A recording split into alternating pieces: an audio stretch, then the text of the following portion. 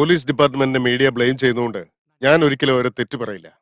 നിങ്ങൾ നിങ്ങളുടെ ജോലി ചെയ്യുന്നത് പോലെ തന്നെ ഞങ്ങളും ഞങ്ങളുടെ ജോലി കൃത്യമായി ചെയ്തുകൊണ്ടാണ് ഇരിക്കുന്നത്. ഇതിന്റെ കാരണം പറയാൻ എനിക്ക് കുറച്ച് നാണക്കേടൊക്കെ ഉണ്ട്.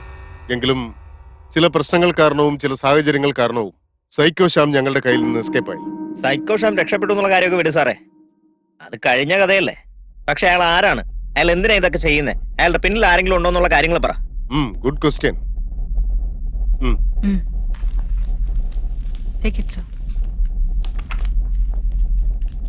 സൈക്കോ ശ്യാം അഥവാ ശ്യാം സുന്ദറിന്റെ കഥ ആരംഭിക്കുന്നത് മഹാരാഷ്ട്രയിൽ നിന്നാണ്.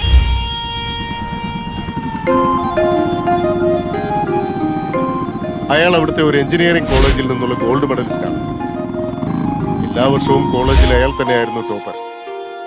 അതുകൊണ്ട് പെൺകുട്ടികൾക്കൊക്കെ ഇവനെ കണ്ടാൽ ക്രൈസായിരുന്നു. 100 കണക്കിന് പെൺകുട്ടികൾ അവന്റെ പുറകെ ഉണ്ടായിരുന്നെങ്കിലും അവൻ സ്നേഹിച്ചത് ആയിഷയെ മാത്രമാണ്.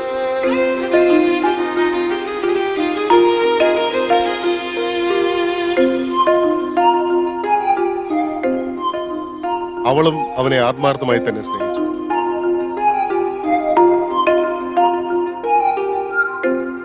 കോഴ്സ് അവസാനിച്ച ഉടനെ ശ്യാമിനെ കൂട്ടിക്കൊണ്ടുപോയി അവളുടെ അച്ഛന്റെ മുമ്പിൽ ഇൻട്രൊഡ്യൂസ് ചെയ്ത് അവര് തമ്മിലുള്ള പ്രണയം തുറന്നു പറഞ്ഞു. അവളുടെ അച്ഛൻ അവളെ കുറിച്ച് ഒരുപാട് സ്വപ്നങ്ങളുണ്ടായിരുന്നു.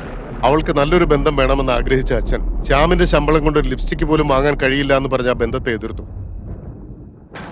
അതൊരു ചലഞ്ചായെടുത്ത ശ്യാം ദുബായിൽ ജോലിക്ക് ചേർന്നു.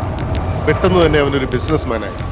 ചുരുക്കി പറഞ്ഞാൽ കേവലം 3 വർഷം കൊണ്ട് തന്നെ ഒരു വലിയ പണക്കാരനായി അവൻ ഇന്ത്യയിലേക്ക് തിരിച്ചെത്തി.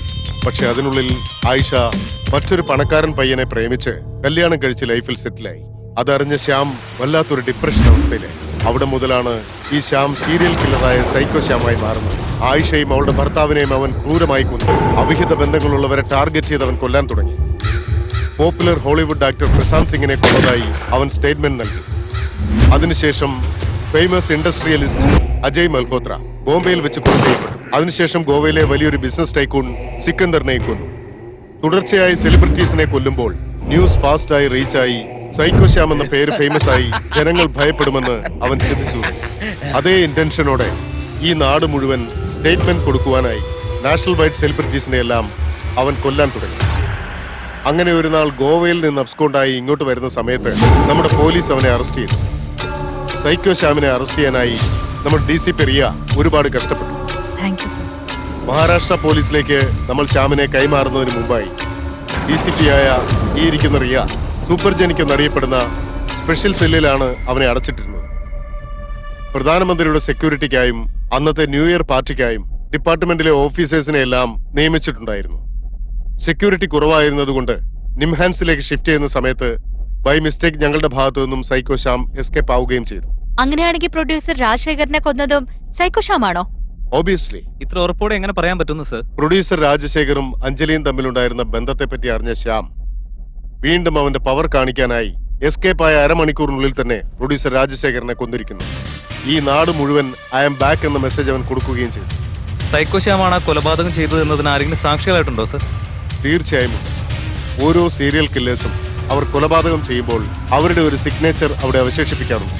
അതേപോലെ തന്നെ സൈക്കോ ശ്യാമും കൊല ചെയ്യുന്ന ഓരോ വീട്ടിലും ചെന്ന് അവന്റെ സൈലൻസർ ഗണ്ണുകൊണ്ട് ഷൂട്ട് ചെയ്ത് തെറ്റുകളെ കുറിച്ച് ചിന്തിച്ച തലയിൽ മാർക്ക് ചെയ്ത് തെറ്റുകൾ ചെയ്ത് വിരലുകൾ മുറിച്ച് സിംബോളിക്കായി അത് വെള്ളത്തിലിട്ട് ക്ലീൻ ചെയ്യുന്നത് കൊണ്ട് താൻ ഈ നാടിനെ തന്നെ ശുദ്ധീകരിക്കുന്നു എന്ന ചിന്തയാണ് അവന് മെഷിയ കോംപ്ലക്സ് എന്ന സൈക്കാട്രിക് പ്രോബ്ലം ഉണ്ട്.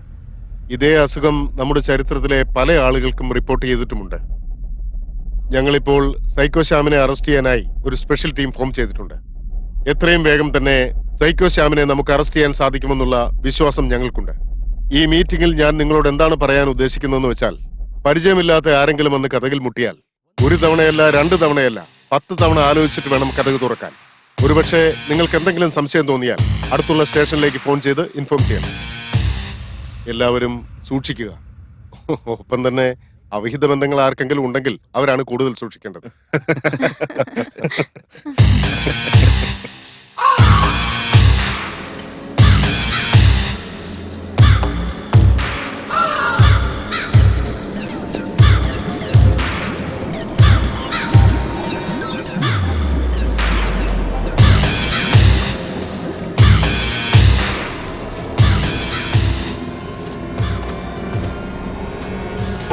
പാമ്പും കോണിയുടെ ഈ കളിയില് പാമ്പ് നമ്മളെ കുത്തും, പക്ഷെ ഏണി അത് നമ്മളെ ഉയരങ്ങളിലെത്തിക്കും.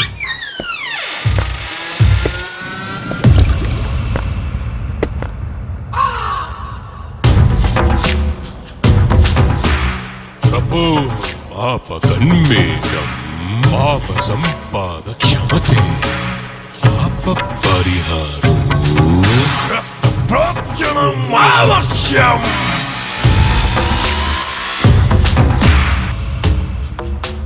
ഞാനിവിടേക്ക് വന്നത് കണ്ണുള്ളവർക്ക് എന്നെ കാണാനും കണ്ണില്ലാത്തവരെന്നെ കാണാതിരിക്കാനും വേണ്ടിയാ.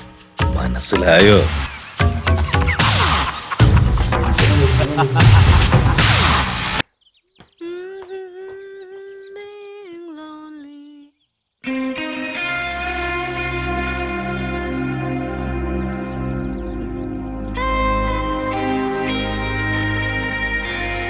Rohan, hello Riya, can I come? Come come come, ഭയങ്കര വർക്കൗട്ടിലൊക്കെ ആണല്ലോ. വാ വാ വാ.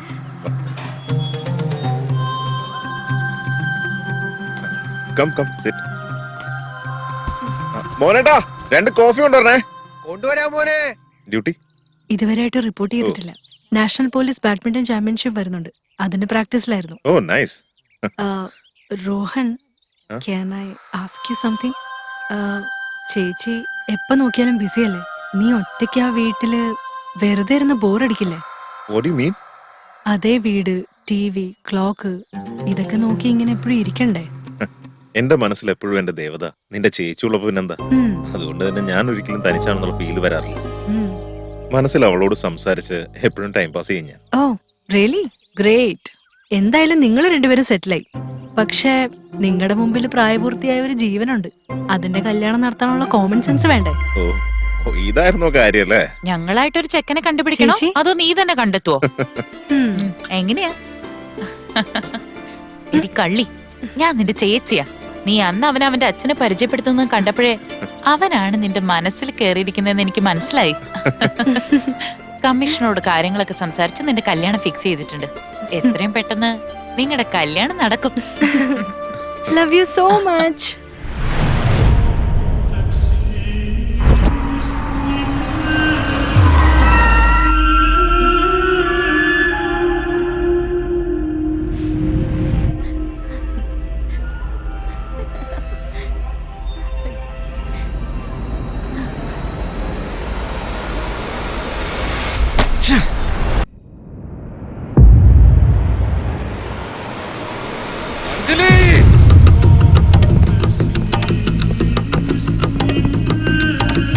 അഞ്ജലി, ഇത്ര വൃത്തികെട്ടവളായിരുന്നല്ലേ നീ? നാണമില്ലാത്തവള്, എന്നെ ചതിച്ചല്ലേ നീ? ഇവിടെ ഓടി. നീ എന്താടി വിചാരിച്ചേ? ഞാൻ അത്ര വലിയ പൊട്ടനാന്ന് കരുതിയോ നീ? ഇത്രയ്ക്ക് നാണമില്ലാത്തവളായി പോയില്ലേ നീ? പവൻ, നിനക്ക് എന്താ പറ്റിയത്? എന്തിനാ കിടന്ന് ബഹളം വെക്കുന്നേ? ഉണ്ടാതിരിക്കണേ. എന്നെ പോലുള്ള പാവങ്ങളെ പറ്റിക്കുന്നതാണ് നിന്റെ ജോലി. പോയി ചത്തോടറി. You bloody idiot. എനിക്ക് നിന്നെ പോലെ സംസാരിക്കാൻ പറ്റും. Mind your filthy tank. എന്നെ പോലെ എത്രയോ പാവപ്പെട്ട ആണുങ്ങളുടെ ജീവിതം തുറച്ച് എന്നിട്ട് നീ ഇവിടെ എല്ലാവരുടെ മുമ്പിലും നാടകം കളിച്ചുകൊണ്ടിരിക്കാനുള്ള നാടകം കേട്ടോളെ പറയടി. You bastard. I am warning you. Don't ever call me again by that name. നിന്നെ കല്യാണം കഴിക്കാൻ വേണ്ടി ഞാൻ എന്റെ ഭാര്യ ഡൈവോഴ്സ് ചെയ്തിട്ടാടി വന്നത്. നീ എപ്പോഴൊക്കെ കല്യാണം വേണ്ട വേണ്ടെന്ന് പറഞ്ഞു അന്നേ നിന്നെ ഞാൻ സംശയിക്കണമായിരുന്നു. നിന്നെക്കാളൊക്കെ എത്രയോ മാന്യ നിന്റെ പ്രോസ്റ്റിറ്റ്യൂട്ട്സിന്. You filthy dog. എന്റെ ഇമേജ് മുഴുവൻ സ്പോയിൽ ചെയ്യാൻ നോക്കുകയാണല്ലേ നീ? ഞാൻ എന്റെ ലൈഫിൽ ഒരുപാട് കഷ്ടപ്പെട്ട ഈ ലെവലിൽ എത്തിയിരിക്കുന്നത്. എനിക്ക് എല്ലാവിധ ഇൻഫ്ലുവൻസും ഉണ്ട്. ഇനി നിന്റെ വായിന്ന് എന്തെങ്കിലും വീണ് കഴിഞ്ഞാ ഇവിടെ തന്നെ ഞാൻ കൊന്നു കുഴിച്ചു മൂടും. നീ എന്ത് ചെയ്യുന്നോടി? വന്ന് ചെയ്യാൻ പറ്റുന്നത് ചെയ്ത് കാണിക്ക്. ഞാൻ നോക്കട്ടെ നിനക്ക് എന്തൊക്കെ ചെയ്യാൻ പറ്റുമെന്ന്. Hey, security. Useless bouncers. Where the hell are you guys? Bastard. കല്യാണം കഴിച്ചവളെ ഉപേക്ഷിച്ചിട്ട് ഒരു നായെ പോലെ എന്റെ പിന്നാലെ നടന്നിട്ട് എനിക്ക് ക്യാരക്ടർ സർട്ടിഫിക്കറ്റ് തരാൻ നോക്കുന്നോ? നാണം കെട്ട നായെ.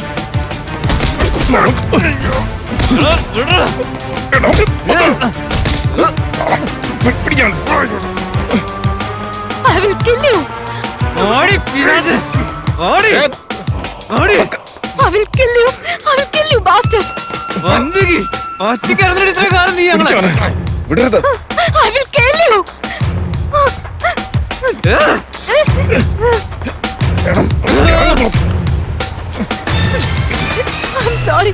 I'm sorry guys. I'm sorry Rekha.